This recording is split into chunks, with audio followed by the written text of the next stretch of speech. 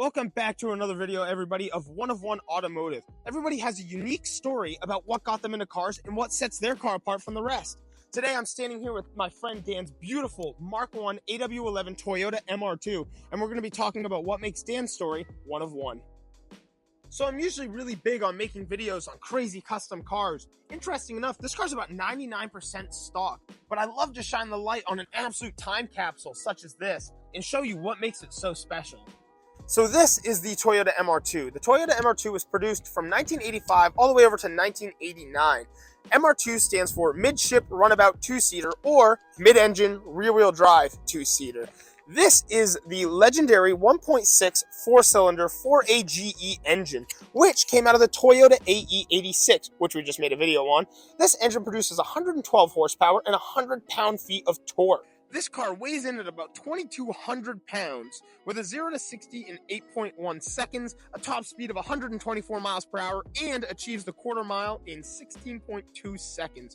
So, this car isn't exactly the fastest thing to hit the streets, but it wasn't meant to be. Where this car really comes to life is handling. Due to its mid-engine platform allowing you to throw this car into corners, the engine being towards the rear balances the car, helping keep traction to all four wheels. This car is pure, raw driving experience. So before we go for a ride in the car, I want to give you guys a quick walk around of some of the exterior. So right off the back, the biggest thing you notice is that this car is very boxy. That is definitely the 80s styling. We got cool things like the tri-spoke wheels. This is an absolute fan favorite. I love the little vented lid, essentially, that covers the engine. You have this awesome Toyota, we're gonna call it a little cab spoiler, a little rear wing, and I just love the way that it says Toyota on it. It shadows down onto the car. Probably one of my favorite parts about the car. It's a super cool OEM option. You have this awesome wing that also came factory on the car. Same with the MR2 mud flaps. It has factory side skirts, a factory front lip. I mean, all those panels are really interesting, especially for a car in the 80s. It's got the pop-up headlights. It has this cool little badge, which stands for absolute beauty through aerodynamics, but most enthusiasts call it the Screaming Chicken badge. And as we just walk around, I mean, it is just such a sporty looking car. It has this one air vent, which is actually functional and goes to the air intake. We got these big boxy taillights back here with the third eye brake light, dual tip exhaust, even though it's probably about an inch in diameter on each side. Jokes. But as we walk over to here, this is the inside of the car. Very user interface friendly, and we're gonna go for a ride, and I'll kind of talk about some of the interior while we're riding around. Obviously, this car is also equipped with the T-tops, so on a nice summer day, pop those bad boys off and go for a cruise. And who would I be to talk about the Toyota MR2 without mentioning one of its most important features, the pop-up headlights. Something else really cool to note is this car not only had the option of T-tops, it also had the option of just a sunroof or a full hardtop roof. This car is equipped with four-wheel disc brakes, which I think is very neat because a lot of cars, even from Toyota at this time, have drum brakes towards the rear. And it's neat seeing disc brakes even on one of the more base models, you know, the non-supercharged edition. This car is equipped with McPherson independent front and rear suspension, which is another pretty interesting piece of this car. So now we're gonna hop inside of Dan's MR2, go for our first little cruise. First thing I can say, like right off the bat, this is my first time ever in a AW11. It's actually a lot more space in here than you'd think, honestly. I mean, being such a compact car, it's pretty comfy. So when I had asked you last night about the year, you said this is the 87, correct? Right. So so this is what they would consider the Mark 1B. So it's got a couple different features, like the e-brake, instead of being on the driver's side, is now relocated to the passenger side. So we're in Dan's car now, and this is actually one of the more interesting cars I've been in as far as interior, especially with it being mainly factory. So I don't even know where to start. First off, I was mad surprised when I found out this car has electric windows. I figured this would have been pretty bare bones with the roll down. So that was number one. Number two is it literally has electric locking as well. Like there's a literal switch for your locks instead of having the manual, pull up, push down. So I mean, that's more than most of the 80s cars I filmed, in all fairness, Little aftermarket Pioneer deck at one point. I believe it's an aftermarket one. It is, yeah. Yep.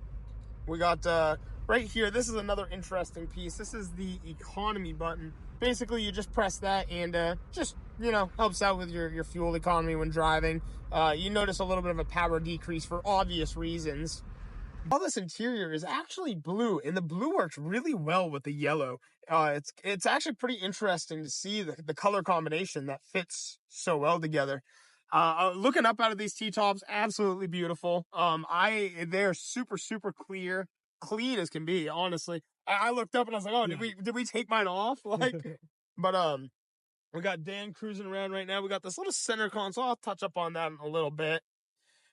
Pretty interesting knobs as well. This is obviously for your wiper. You got the pop-up switch on that side. You got the digital clock, which again is another sick thing to see in these cars. It does work. Oh, there we are. Bam. Dude, Dan was ready, made it happen. Yeah, it does work in everything. Just all of it too. You got speakers in the dash. You got these unique little air vents, which is pretty sick. It says open and close. You turn this little knob. This is just a really, just interesting car. But once we get to our destination, I'll hop out and show you guys a little bit of the driver interface. It's interesting to see too, like the car's RPMs, rev out at about 75 to 8K. I know it shows 9. I'm not sure if it goes all the way up to 9,000 RPMs. But again, just driving around, I was just telling Dan, it's so smooth. That is one of the biggest things is it's just comfortable, really. We're just cruising around. It is definitely a great 2-seater car to just go and cruising. Oh, I heard it kick in. All right, guys, we're going for I actually didn't even talk about the cons yet. One of the biggest cons about this car is it might not be the quickest thing, but it definitely rips. And snap oversteer is a huge one, which you only really get from pushing the car too hard. But I love this. This is amazing. Really getting to feel this car in corners is kind of crazy. It actually flows beautifully. Oh, man.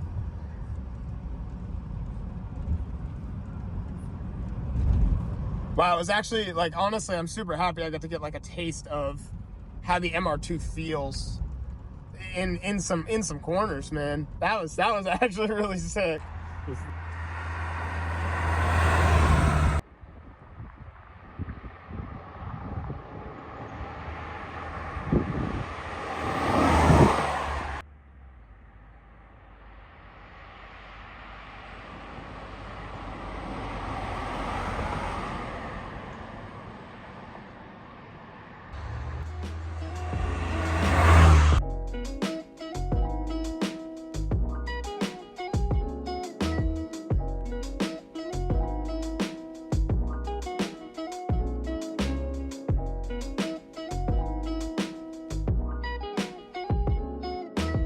Just cruised over to our new location, and Dan is going to give us a little bit of the background story about why he chose the MR2. Yeah, I got into cars only a couple of years ago, so I'm still pretty new to the scene, but I was just bored at work one day, started looking at different car auctions online, and just stumbled across the MR2 and just fell in love with it. I love just that pure 80s feel of the car, Which this car does phenomenal. It's crazy. Perfect. It's got like I said, the tri-spoke wheels. Every aspect of this car is so 80s. Things like the T-tops, man, it just does the 80s so well. This is epitome of 80s car for sure. And once I, stumbled across the MR2, I always told myself, it'd be cool to own one day, but don't get your hopes up. So I was, for the past year or so, I was looking around, seeing what there was. And one day, the perfect deal rolled along, and I just couldn't pass it up, So had to pounce on the deal. So when you got the car, did it need anything? Where did you find this thing? Well, so the lady selling it was all the way up in Caribou, Maine. It's about 5 hours from here. It's absolutely crazy.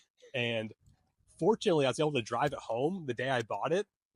And looking back, that's kind of a scary thing to do because maybe 2 weeks after bringing it home, my brakes were locking up on me. It was bad. So I had to do a whole brake job on it, brake master cylinder, flush the brake lines, new calipers, everything, whole 9 yards. But after that, it runs great and really didn't need much of anything. A couple things I wanted Dan to show us is his trunk, his frunk, and the engine lid. This car's got a little bit of a story, especially with it being resprayed. That is the 1% of this car. Well, I will say 2. There's one other little thing on this car that isn't currently factory, and we'll get into that. But this car is, what color did you say this is? This is a... I have no idea what the factory color is for this yellow, but back in the day, it used to be a white car. And it was resprayed yellow back when the original owner brought it over from California to Maine. That was about 10 to 13 years ago. Which is insane, because this car is almost perfectly yellow. Like almost like concourse yellow. Like, it is just so well done. There's no overspray on any like rubber. And I mean, right there, that's a little peak of the factory color, which was white. Like, that is just nuts. Look at how clean this front is, man. You got your little spare washer fluid reservoir. There's like no dust in here. Like, how does that even stay this clean? So I think that is just a very cool piece of this car. Is like I said, just that respray was done so perfectly. It really was, and they did it right too, because you see the original stickers still in the same spot. They look beautiful. Yeah, all the tags and everything. I was just looking at that. Like, it's just, they're not oversprayed. They really put their time into that. Not only do you have the front, but this car actually does have a legitimate trunk. I mean, you have literal space back here, so that works out really well for car shows and things like that. Good place to hide all your car care products and everything. Then we do have the lid, the bonnet, the hood, whatever you call it. I mean, just a great look at the 4AGE. Like we said, I mean, everything is just in place. They did just such a killer job respraying this car. So one thing I wanted to show is the 4AGE a little bit more in depth. This is a transverse sitting engine. So, if you have a front wheel drive car, your engine sits sideways like this. Well, this being rear engine, same concept, sits in the rear. So something interesting about the 4AGE is Yamaha actually builds the aluminum heads for these, which is really sick. So a lot of times you'll see like ITBs or bike carbs from Yamaha installed on these types of engines. And it is the twin cam 4AGE, naturally aspirated. There is a big aftermarket performance outlet for these engines. And even then, another huge thing you'll see too is Honda K-swaps in MR2s of all generations. But very cool to show off. And one other small story I wanted Dan to tell you guys is this antenna. When I was doing my research, I actually noticed this was not the factory antenna. And yeah, what do you have to say? It's just, it's a sad story. But I guess the lady I bought it from, she was at a car show up in Bangor, I think, around there one day. And some guy who, according to her, it's a French Canadian. He drives a black AW11. He walked over and just snapped off the original antenna. Oh, he snapped. I thought he took it. Snapped right off. But what makes it worse, he snapped that off, and either the same day or a different day, for the T-tops, there's these little plastic, bits where the T-top, hooks into. He stole that as well. So I've since replaced it, but those are the only few things on the car that aren't original. So a little look at the interior. So one of the biggest things is these T-tops fit right behind the seat.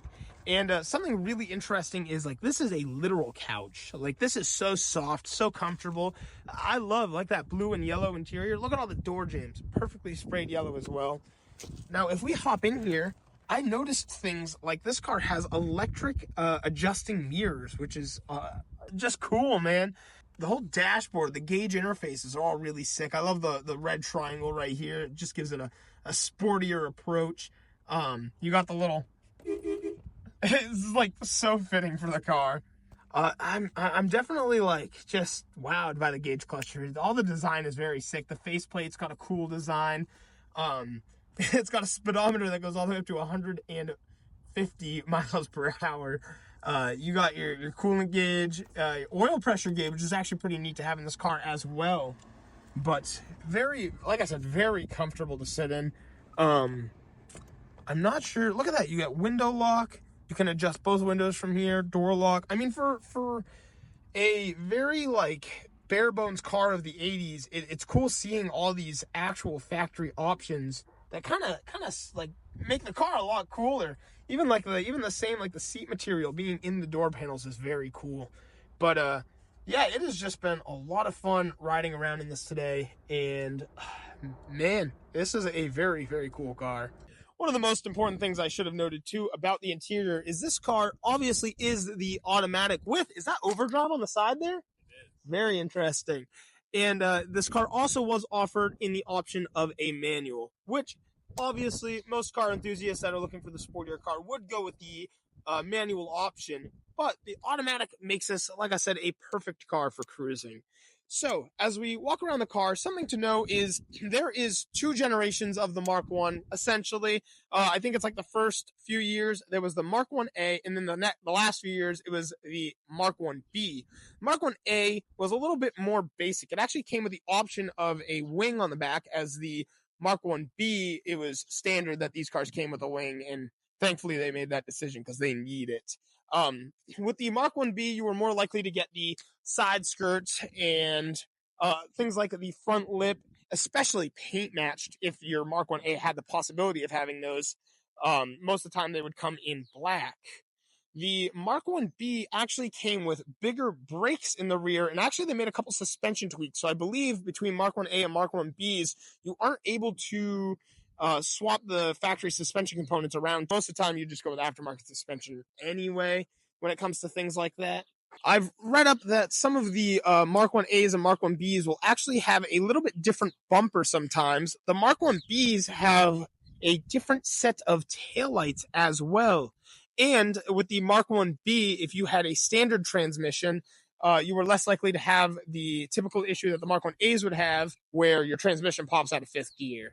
Another thing, too, like I said when I hopped in the car earlier, is with the Mark 1A, the e-brake was actually placed on the driver's side, as to the Mark 1B, the e-brake is placed onto the passenger side. So that, unless someone swaps over, is usually another good indication. The Mark 1B is just overall like Toyota's revised version of the MR2, just kind of perfecting the little things that make this car so great. And in the 80s, you were able to pick up a Toyota MR2 for about 10 to 15K, depending on what options you had for the naturally aspirated models. And even in today's market, these cars held their value very well, and you can pick up a clean NA version for about the same $10,000 to $15,000. Right before we finish off the video, we had to grab a clip of the car with the T-tops off. That is probably one of the most fun aspects of this car, especially come summertime, being able to have the T-tops come right off and just being able to see everything. I do love that they're glass though too, so you get a lot of light in there. Sometimes people tint them too, but just very cool to see the car with those off. It makes it look just so sporty and period correct. Well, all right, everybody. Thank y'all so much for checking out today's video. It was so much fun filming this beautiful 1987 AW11 MR2. I'll probably never see an example this clean again, except for the fact that Dan's my friend and he's in tons of videos. But I just won't ever see another MR2 this pristine. That is just untouched. So thank y'all so much for checking out another episode of 101 Automotive. And don't forget to like and subscribe. Peace out.